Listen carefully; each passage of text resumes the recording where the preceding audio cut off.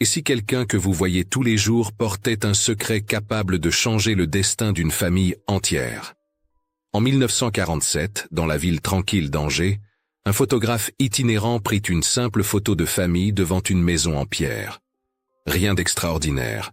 Un père, une mère, 2 enfants et un oncle discret dans l'ombre de la porte. Mais derrière ce sourire figé, se cachait un amour interdit, enfoui depuis plus de 17 ans. Des décennies plus tard, quand la vérité fut enfin dite, elle bouleversa tout ce qu'on croyait savoir sur le devoir, la loyauté et le prix du silence. Aujourd'hui, je vais vous raconter cette histoire dramatisée, inspirée de notre propre réalité, une histoire sur la frontière fragile entre l'amour et l'honneur. Avant de commencer, abonnez-vous à la chaîne. Laissez un j'aime si vous aimez les récits humains qui touchent le cœur, et dites-moi dans les commentaires de quelle ville vous nous regardez. Ce que vous allez entendre n'est pas seulement une histoire du passé, c'est un miroir de ce que nous sommes capables de taire, par amour. Cette photographie de 1947 cache un secret que personne dans le village d'Angers n'aurait pu deviner.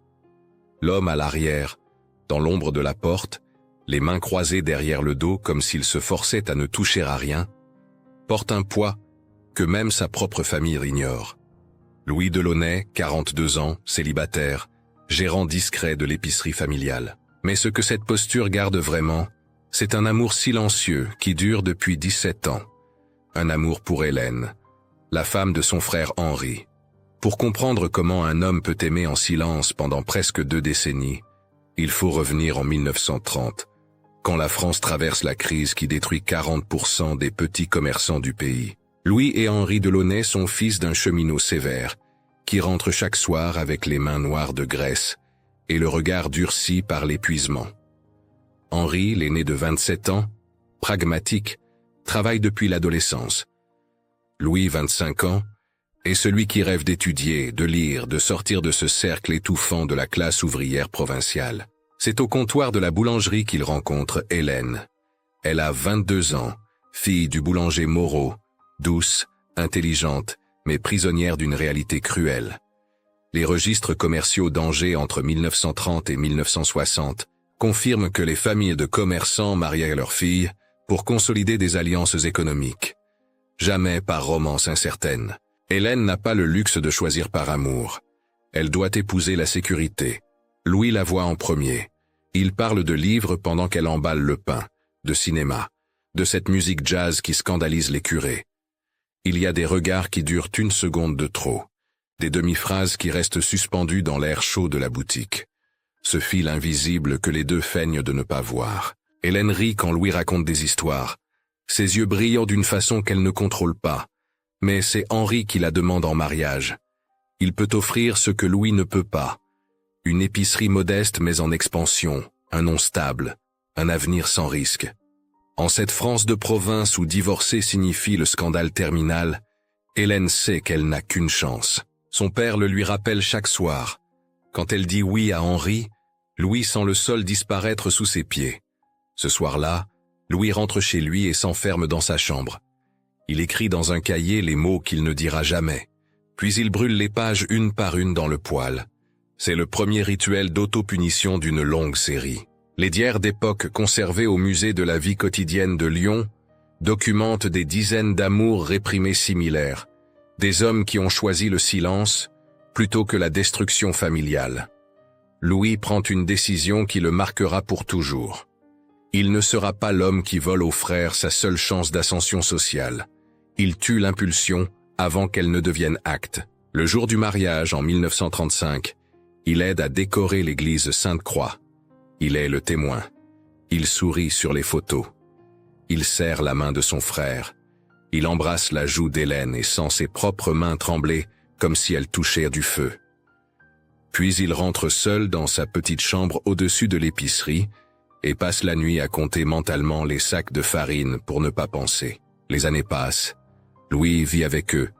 Il gère les comptes pendant qu'Henri s'occupe des fournisseurs. Il dort dans la chambre du fond, celle qui donne sur la ruelle où les chats errants se battent la nuit. Il entend parfois, à travers les murs trop fins, la vie conjugale de son frère. Ces nuits-là, il boit du vin rouge seul, pas assez pour être ivre, juste assez pour anesthésier ce qui brûle dans sa poitrine. Hélène tombe enceinte rapidement. Mais à 3 mois, elle perd le bébé. Henri la blâme secrètement, murmurant qu'elle travaille trop à l'épicerie. Louis voit la douleur dans les yeux d'Hélène et ne peut rien dire. Il ne peut que préparer du café, ranger les étagères, être présent sans jamais toucher. Les médecins de famille de cette époque notent dans leur correspondance des cas fréquents de mélancolie masculine non diagnostiquée. Des hommes qui s'éteignent lentement, sans que personne ne comprenne pourquoi. En 1936, Hélène donne naissance à Élise. Puis, en 1939, à Marc. Louis devient l'oncle dévoué. Il leur apprend à lire, leur raconte des histoires le soir quand Henri est fatigué. Il cultive un petit jardin derrière la maison, créant des variétés rares de roses qui deviennent sa seule forme de beauté permise. Mais chaque fois qu'Élise l'appelle tonton Louis et court vers Henri en criant « Papa », quelque chose se brise un peu plus à l'intérieur. Les gens du village commencent à poser des questions. Quand est-ce que Louis va se marier? Il a déjà 35 ans. 3 femmes convenables manifestent de l'intérêt. Marguerite, la fille du pharmacien. Thérèse, la veuve du postier. Simone, la couturière qui rit fort et sent la lavande. Louis les refuse toutes avec une politesse glaciale. Il ne peut pas expliquer que son cœur est occupé par une femme qu'il voit chaque jour au petit déjeuner et qu'il ne touchera jamais. Henri ne remarque rien.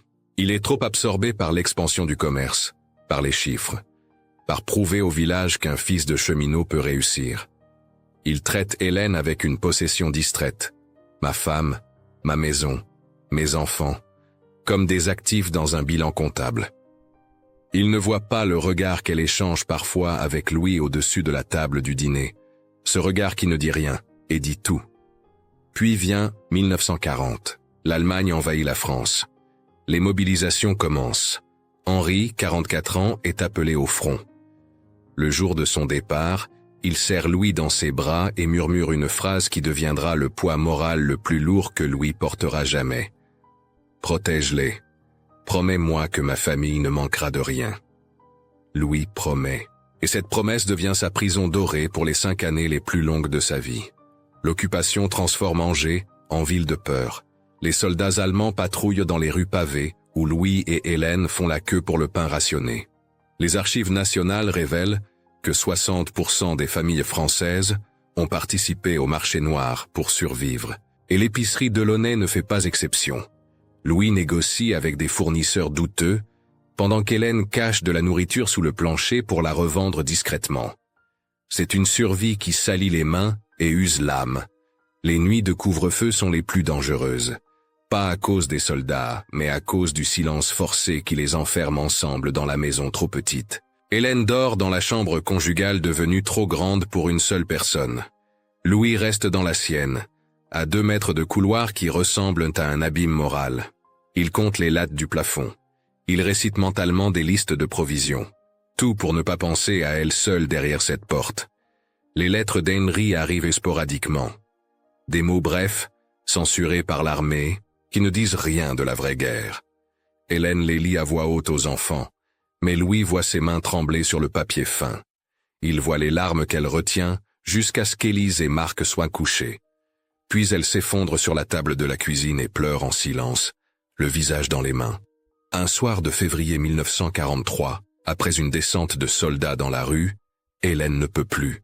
Elle s'assoit sur le sol de la cuisine, le dos contre le mur froid, et sanglote en disant qu'elle ne supporte plus, qu'elle a peur de ne jamais revoir son mari, que les enfants demandent chaque jour où est papa, et elle ne sait plus quoi répondre. Louis s'agenouille à côté d'elle. Il ne touche pas. Il reste là, à 30 centimètres, les mains tremblantes sur ses propres genoux. Hélène lève les yeux. Dans la pénombre de cette cuisine éclairée par une seule bougie, leurs regards se croisent. Pendant un instant qui dure une éternité, le monde pourrait basculer, elle pourrait se pencher, il pourrait tendre la main. Tout ce qui les sépare, c'est 30 centimètres, et une promesse faite à un frère qui se bat quelque part en Belgique. Mais Louis recule. Il se lève si brusquement qu'il renverse une chaise. Il sort de la cuisine, monte l'escalier, s'enferme dans sa chambre et passe la nuit assis contre la porte, les poings serrés, répétant comme une prière la phrase qu'il a dite à Hélène avant de fuir. « J'ai promis à mon frère que vous ne seriez jamais seul. » C'est la limite qu'il trace, la ligne qu'il ne franchira jamais, même si elle le détruit lentement. Les cartes de soldats français conservées aux archives nationales révèlent que des milliers d'hommes au front vivaient dans la terreur que leurs femmes ne tombent amoureuses de celui qui restait pour protéger la famille. Henri n'écrit jamais cette peur, mais Louis la sent dans chaque ligne de ses lettres. Prends soin d'eux. Veille sur ma femme. Ne les laisse manquer de rien. Chaque phrase est une chaîne supplémentaire autour du cœur de Louis. Hélène développe des maux de tête chroniques. Elle fume en cachette dans le jardin la nuit. Un vice acquis pendant la guerre quand l'angoisse devenait insupportable. Louis la voit parfois par la fenêtre de sa chambre, une silhouette solitaire dans la pénombre, et sait qu'elle souffre autant que lui, peut-être différemment, mais tout aussi profondément. Il parle peu, les mots sont dangereux, il communique par gestes. Louis répare la porte du garde-manger. Hélène reprise les chaussettes de Louis. Il laisse du café chaud sur la table le matin. Elle pose une couverture supplémentaire sur sa chaise le soir. C'est un langage d'amour muet, celui qu'on peut avoir quand les mots risqueraient de tout détruire. Les enfants grandissent dans cette atmosphère étrange. Élise, maintenant 8 ans, remarque que sa mère sourit différemment quand tonton Louis raconte des histoires. Marc, 6 ans, demande parfois pourquoi tonton vit avec eux et pas dans sa propre maison avec sa propre femme. Hélène répond que tonton Louis préfère être avec la famille. Elle ne ment pas vraiment. Elle dit juste une vérité incomplète. En 1944, les nouvelles du front deviennent rares. 3 mois sans lettres. Hélène maigrit. Elle dort mal. Louis l'entend marcher dans le couloir la nuit. Un soir, elle frappe doucement à sa porte. Louis ouvre, le cœur battant si fort qu'il croit que tout le quartier peut l'entendre. Hélène tient une lettre froissée. Les larmes coulent sans bruit sur ses joues. Elle tend la lettre à Louis, incapable de parler. C'est une notification officielle. Henri est porté disparu depuis 4 semaines, présumé prisonnier ou mort. Louis lit les mots administratifs, froids, et sent le monde vaciller. Hélène s'appuie contre le cadre de la porte. Elle murmure « S'il est mort, qu'est-ce que je vais faire ?» Louis veut la prendre dans ses bras. Il veut lui dire que tout ira bien, qu'il sera là. Mais il se contente de replier soigneusement la lettre et de dire « Il va revenir ». Henri est fort. Il va revenir. Cette nuit-là, Louis ne dort pas. Il pense à ce que signifierait la mort d'Henri. Hélène veuve, lui libre d'aimer ouvertement. Puis il se déteste pour avoir eu cette pensée, même une seconde. Il sort le cahier caché sous son matelas et écrit pour la 1000e fois. Pas comme ça. Jamais comme ça. Avant de brûler la page dans le lavabo. 6 semaines plus tard, une lettre arrive. Henri est vivant. Prisonnier dans un camp en Allemagne, mais vivant. Hélène pleure de soulagement. Louis pleure aussi, seul dans le jardin, parce qu'il réalise qu'une partie de lui espérait ne jamais recevoir cette lettre. C'est la honte la plus profonde qu'il ait jamais ressentie. Il ira se confesser au père Dubois, racontant tout sauf le nom, et le prêtre lui dira que le péché du cœur n'est péché que s'il devient acte. Louis ne sait pas si cela le console ou l'emprisonne davantage. La guerre finit en mai 1945. Henri rentre en juillet, maigre, durci, les yeux vides de quelqu'un qui a vu trop d'horreur. Il embrasse Hélène sur le front, serre les enfants, tape l'épaule de Louis et dit « Tu as tenu ta promesse. Merci. » Puis il monte se coucher sans demander comment ils ont vraiment survécu. Quel sacrifice Hélène a fait. Combien de nuits Louis est resté éveillé à protéger une maison qui n'était pas la sienne, pour des gens qu'il aimait trop. Henri revient changé. Les lettres de soldats conservées aux archives nationales témoignent que la majorité des hommes revenus de captivité souffraient de troubles non traités, des cauchemars, une irritabilité constante, une incapacité à parler de ce qu'ils avaient vécu. Henri devient obsédé par le travail. Il veut agrandir l'épicerie, ouvrir une 2e boutique, prouver au village qu'un ancien prisonnier peut encore réussir. Il travaille 16 heures par jour. Il dort peu. Il crie parfois sur les enfants pour des riens. Hélène redevient l'épouse silencieuse. Elle sert les repas, éduque les enfants, sourit quand il faut sourire. Mais Louis remarque les cernes sous ses yeux. La façon dont elle sursaute quand Henri claque une porte. Comment elle fume maintenant 2 cigarettes par jour dans le jardin, au lieu d'une. L'intimité conjugale est devenue mécanique. Un devoir accompli sans joie.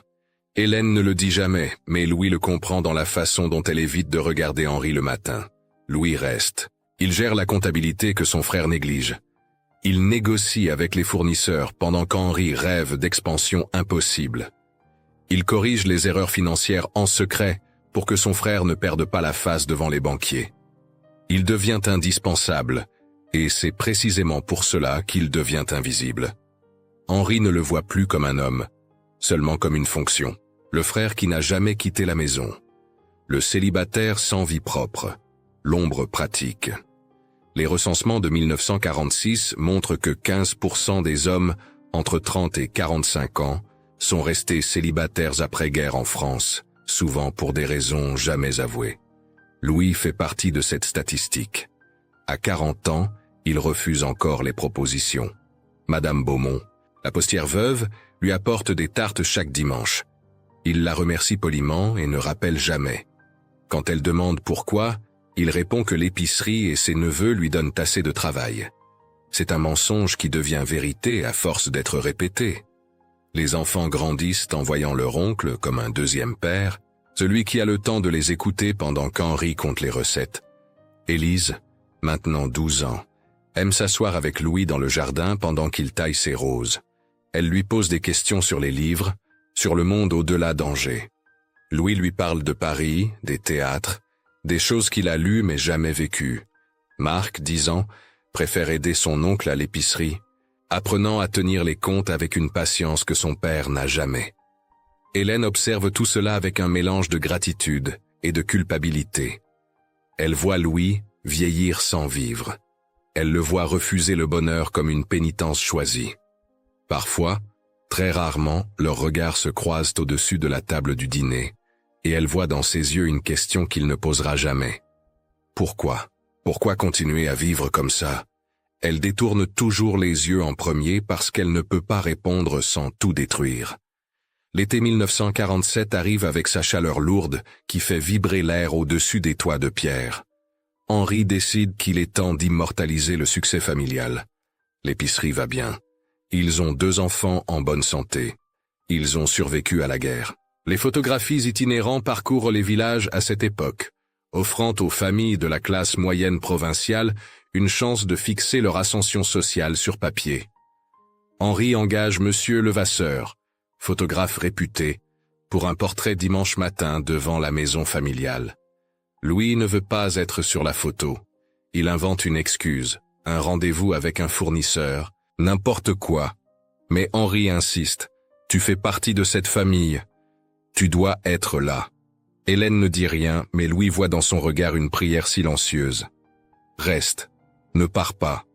Alors il reste, comme toujours. Le dimanche, il se prépare. Henri met son costume sombre, celui acheté avant-guerre qui tire maintenant un peu aux épaules. Hélène porte une robe simple, bleue, avec un col blanc qu'elle a cousu elle-même. Elle a développé un talent pour la couture pendant la guerre et vend maintenant discrètement des pièces aux femmes du village. Un revenu secret qui lui donne une indépendance minuscule, mais précieuse. Les enfants sont brossés, coiffés, intimidés par l'importance du moment. Louis descend en dernier.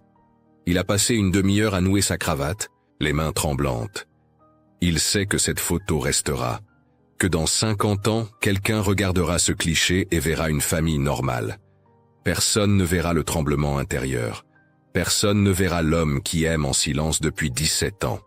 Monsieur Levasseur installe son trépied devant la maison de pierre, architecture typique du XVIIIe siècle qu'on trouve partout à Angers. Il positionne la famille selon les conventions de l'époque. Le père au centre, figure d'autorité, la mère à côté, légèrement en retrait. Les enfants devant, accrochés aux jupes maternelles. Et l'oncle célibataire? Monsieur Levasseur hésite. Mettez-vous là, derrière, près de la porte. Oui, comme ça. Louis se place dans l'ombre du cadre de porte. Il croise les mains derrière le dos. Ce n'est pas le photographe qui le lui demande. C'est un geste qu'il fait instinctivement, comme s'il se forçait à ne toucher à rien, à ne revendiquer aucune place dans ce tableau familial. Il est là, mais il n'est pas là. Visible et invisible à la fois. Henri met sa main sur l'épaule d'Hélène, un geste possessif qui ne ressemble pas à de la tendresse. Ma femme, ma famille, mon succès. Hélène sourit, ce sourire contrôlé qu'elle a perfectionné au fil des années. Celui qui dit « tout va bien » sans que ce soit vraiment vrai. Les enfants se tiennent sages, impressionnés par la gravité du moment. Monsieur Levasseur disparaît sous le tissu noir de son appareil. Ne bougez plus. 1, 2, 3. Le clic du déclencheur fige ce mensonge parfait. Une famille heureuse de la classe moyenne française. Post-guerre, prospère, unie. Personne ne voit les fissures. Personne ne voit l'homme dans l'ombre qui retient son souffle, qui compte mentalement pour ne pas penser, qui serre ses propres poignets derrière son dos jusqu'à ce que ça fasse mal. Après la photo, il rentre prendre le déjeuner dominical. Hélène a préparé un pot-au-feu. Henri parle de ses projets d'expansion. Les enfants se chamaillent. Louis mange en silence, comme toujours. À un moment, Hélène lui passe le sel. Leurs doigts se frôlent une seconde. Elle retire sa main rapidement, comme si elle avait touché quelque chose de brûlant. Louis ne lève pas les yeux de son assiette.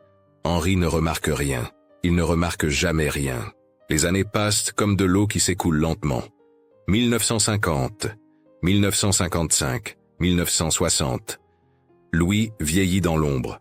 Ses cheveux grisonnent aux tempes. Ses mains développent ces taches brunes que portent les hommes qui ont trop travaillé. Il porte des lunettes maintenant pour lire les registres de comptabilité. À 55 ans, il ressemble à un vieillard fatigué, alors que d'autres hommes de son âge ont des petits-enfants et des souvenirs de jeunesse vécue. Henri ouvre effectivement une deuxième épicerie, puis une troisième. Il devient un notable local, membre de la chambre de commerce, invité aux réceptions municipales. Il parle fort dans les cafés, claque les épaules des autres commerçants, se vante de sa réussite. Mais chez lui, il est distant, irritable, obsédé par les chiffres. Il traite Hélène comme une possession, ma maison, mes enfants, mon empire, des actifs dans un bilan qui lui prouve qu'il a vaincu la pauvreté de son enfance. Hélène vieillit avec une grâce triste.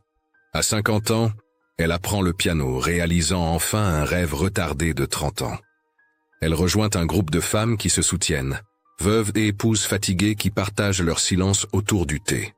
Elle cultive son jardin d'herbes médicinales, aide les voisins malades, trouve des petites joies dans les marges d'une vie qui n'a jamais été vraiment la sienne. Quand des amis lui demandent si elle est heureuse, elle répond toujours la même chose. J'ai eu de la chance, et c'est vrai, dans un sens tordu. Elle aurait pu avoir pire. Louis continue. Il corrige les erreurs de son frère. Il console Hélène quand Henri est cruel. Il écoute les problèmes des enfants devenus adultes. Élise se marie en 1958. Marc part étudier à Paris en 1960. Louis est là pour tous les moments importants.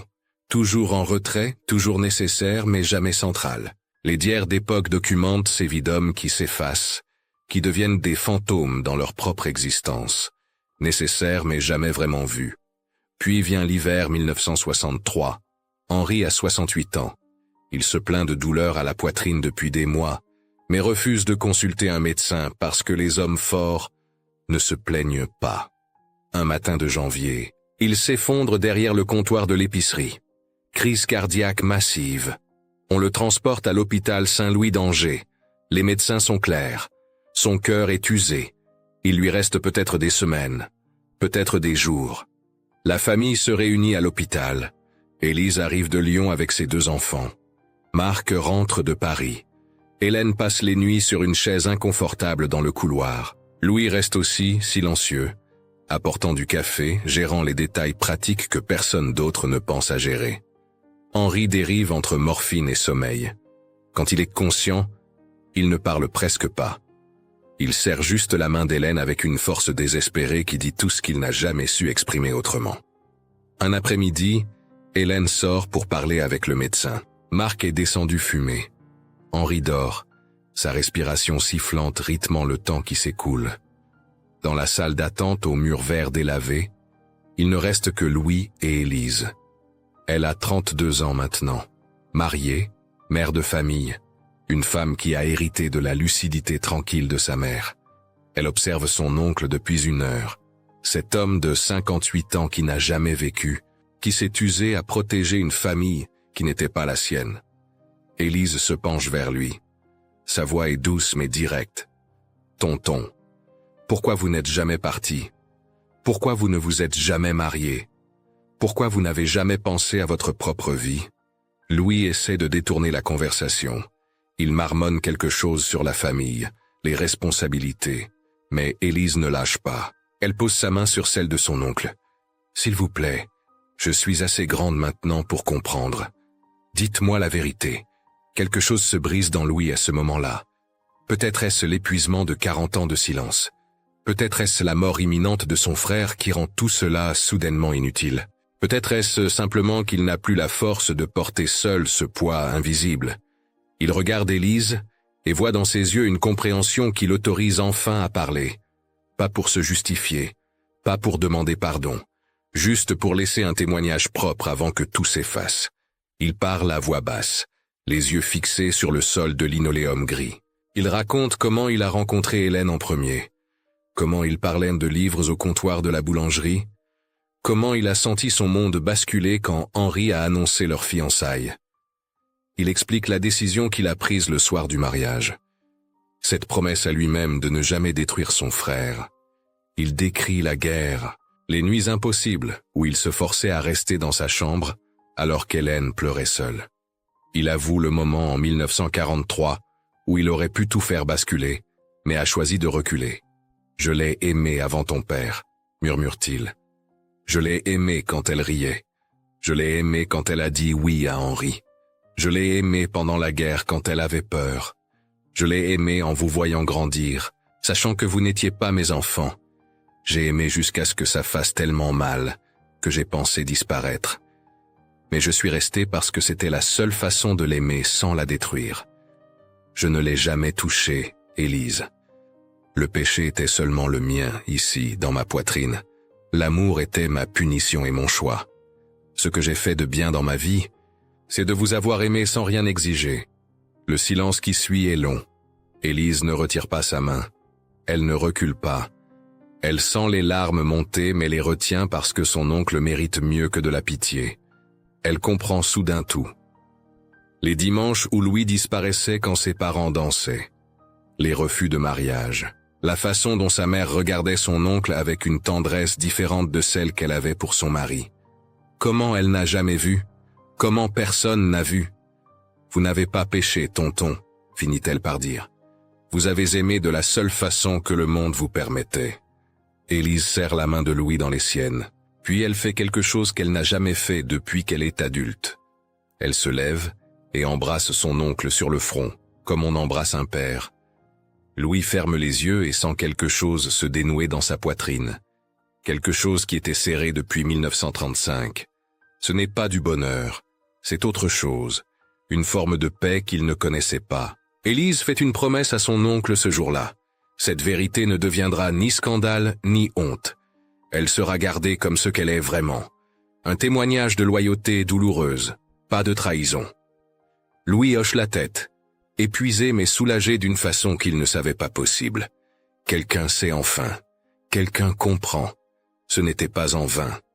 Henri meurt 4 jours plus tard. Il s'éteint un matin brumeux de janvier, la main d'Hélène dans la sienne, sans avoir jamais su que son frère portait un secret qui pesait plus lourd que toutes les marchandises jamais transportées dans leur épicerie.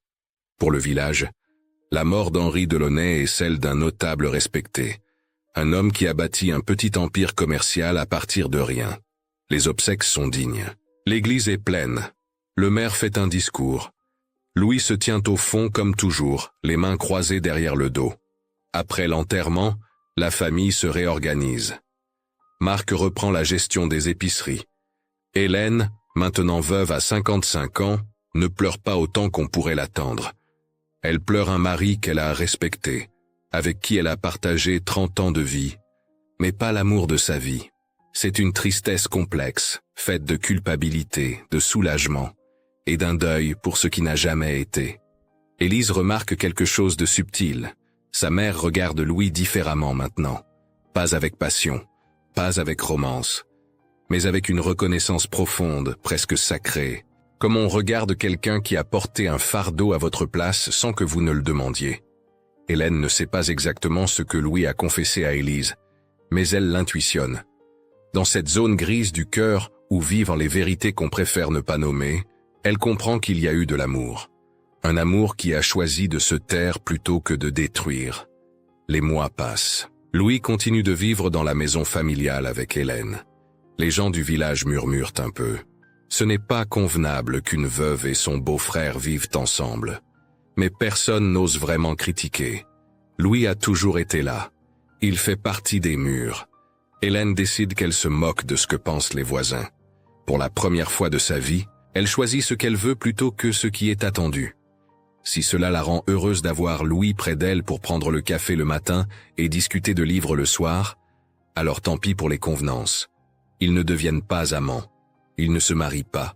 Cette histoire n'est pas un conte de fées. Mais quelque chose change. Ils parlent plus. Ils riment parfois. Louis joue du piano pendant qu'Hélène coude. Elle commande ses roses. Il goûte ses tartes. C'est une intimité simple, celle qu'ils auraient peut-être eue s'ils avaient eu 30 ans de moins et un monde différent. Ce n'est pas le grand amour romantique. C'est quelque chose de plus tranquille, de plus vrai. Une tendresse de fin de vie entre deux personnes qui se sont protégées mutuellement sans jamais se posséder. Louis vieillit doucement. À 60 ans, il ralentit. Ses mains tremblent davantage. Il marche plus lentement. Mais il sourit plus aussi, d'un sourire qui n'est plus forcé. Élise vient le voir chaque dimanche avec ses enfants. Elle raconte à ses propres enfants que leur grand-oncle Louis est un homme bon qui a aimé sa famille plus que lui-même. Elle ne dit pas plus, pas encore. Ils sont trop jeunes.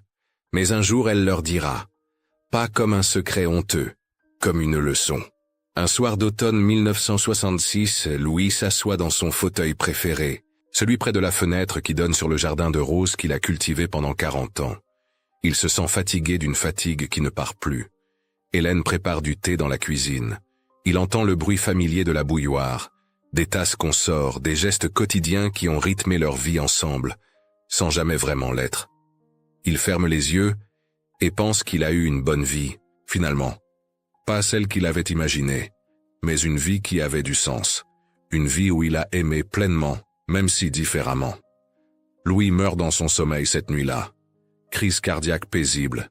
Il avait 61 ans. Hélène le trouve le matin, assis dans son fauteuil comme s'il dormait. Elle ne crie pas. Elle s'assoit à côté de lui et pleure enfin toutes les larmes qu'elle a retenues pendant 30 ans. Elle pleure pour l'homme qu'il a aimé sans la toucher. Elle pleure pour la vie qu'ils n'ont pas eue. Elle pleure pour le sacrifice silencieux qui a permis à sa famille de rester intacte. Les funérailles de Louis sont simples. Moins de monde que pour Henri. Juste la famille, quelques amis fidèles, les familles pauvres qu'il a aidées en secret pendant des années sans que personne ne le sache. Le père Dubois, maintenant très âgé, fait l'éloge funèbre. Il parle d'un homme qui a aimé sans égoïsme, qui a servi sans demander reconnaissance, qui a été le pilier invisible d'une famille, qui ne s'est jamais effondré grâce à lui. Avant de fermer le cercueil, Hélène fait quelque chose que personne n'attendait. Elle coupe une rose rouge du jardin que Louis cultivait, cette variété rare qu'il avait créée et qu'il n'avait jamais nommée. Elle la pose sur la poitrine de Louis. Elle ne dit rien. Elle n'a pas besoin. Tout le monde comprend que cette rose dit ce que les mots ne peuvent pas. Merci. Pardon. Je savais. Je comprenais. Tu n'étais pas invisible pour moi. Élise tient sa promesse. Quelques années plus tard, quand ses enfants sont assez grands, elle leur raconte l'histoire de leur grand-oncle Louis. Elle ne la raconte pas comme un scandale. Elle la raconte comme un exemple de ce qu'est l'amour véritable. Elle explique que parfois, aimer signifie protéger, même au prix de son propre bonheur, que l'honneur n'est pas toujours visible, que les héros ne portent pas toujours de médailles, que Louis a aimé une femme toute sa vie sans la détruire, et que c'est peut-être la plus grande preuve d'amour qui existe. La photographie de 1947 reste dans la famille. Elle passe de génération en génération. Maintenant, quand les arrière-petits-enfants regardent ce cliché en noir et blanc, ils ne voient plus un Thio célibataire dans l'ombre. Ils voient Louis Delaunay, l'homme qui a aimé en silence pendant 40 ans, qui a choisi l'honneur plutôt que la passion, qui a prouvé qu'aimer ne signifie pas toujours posséder.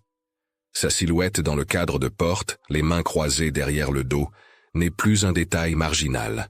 C'est le cœur même de cette image. Hélène vit jusqu'à 82 ans. Avant de mourir, elle demande à Élise de placer dans son cercueil 2 choses. La photographie de 1947 et une rose séchée du jardin de Louis. Élise comprend et obéit. Quand Hélène est enterrée à côté d'Henri, selon les convenances, personne ne sait qu'elle porte sur son cœur l'image d'un amour qui a duré toute une vie sans jamais devenir scandale. Aujourd'hui, la famille Delaunay garde la photo originale dans une boîte en bois sculpté, transmise avec l'histoire complète. Ce n'est pas un secret honteux. C'est un héritage. Une leçon sur ce que signifie vraiment aimer. Louis a prouvé qu'il est possible d'aimer profondément, sans jamais franchir la ligne. De souffrir en silence sans devenir amer. D'être invisible, et pourtant essentiel. Son amour n'a pas eu de baiser. Il n'a pas eu de serment échangé. Mais il a eu quelque chose de plus rare. Il a eu l'honneur. Et parfois, l'honneur est la forme la plus pure de l'amour. Avant de conclure, souvenez-vous, certaines histoires, même fictionnelles, révèlent des vérités que la vie réelle cache souvent. L'amour silencieux de Louis Delaunay nous rappelle que le courage ne réside pas toujours dans les grands gestes, mais parfois dans la retenue. Aimer sans posséder, protéger sans être vu, c'est aussi une forme de noblesse. Il nous enseigne que le véritable honneur, c'est de choisir la loyauté même quand le cœur brûle. Et vous, qu'auriez-vous fait à la place de Louis? Pensez-vous qu'il ait eu raison de se taire si longtemps? Croyez-vous qu'un amour non vécu puisse être aussi fort qu'un amour partagé? Ces questions n'ont pas de réponse unique. Elles nous renvoient à nos propres silences, à nos propres choix. Si vous êtes resté jusqu'ici, écrivez le mot « honneur » dans les commentaires pour que je sache que vous avez ressenti cette histoire. Dites-moi aussi de quelle ville vous venez. La France est faite de tant de mémoires différentes. Et si vous connaissez une vieille histoire de votre famille, une histoire d'amour, de secret ou de loyauté oubliée, racontez-la nous. Peut-être inspirera-t-elle une prochaine histoire du canal. Merci d'avoir partagé ce moment avec nous. Abonnez-vous pour découvrir d'autres récits humains. Touchez le cœur pour liker, activez la cloche pour ne rien manquer, et cliquez sur la carte à la fin pour voir la prochaine histoire. Parce qu'au fond, ce que nous racontons ici, ce sont moins des drames que des miroirs de ce que nous aurions pu vivre ou aimer autrement.